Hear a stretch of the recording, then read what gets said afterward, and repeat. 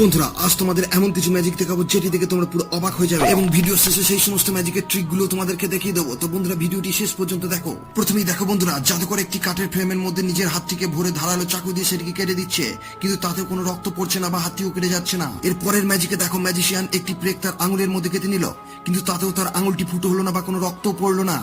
সর্বশেষ তৃতীয় এই ম্যাজিকটিকে দেখো, ম্যাজিশিয়ান লাল রঙের একটি বল বক্সের মধ্যে ভরে বক্সটিকে লাগিয়ে নিল এবং বক্সটি খোলার পর দেখা যাচ্ছে লাল রঙের বলটি পরিবর্তন হয়ে নীল রঙের হয়ে গেছে। বন্ধুরা এখন ম্যাজিশিয়ানের সেই কাঠ ছবিগুলো দেখে নেওয়া যাক। দেখো বন্ধুরা, কাঠের এই ফ্রেমটিকে খুলে ম্যাজিশিয়ান দেখাচ্ছে, যেটি থেকে তোমরা পুরোপুরি ভাবে বুঝতে পারছো ম্যাজিশিয়ান কিভাবে এই ম্যাজিকটি দেখিয়েছে।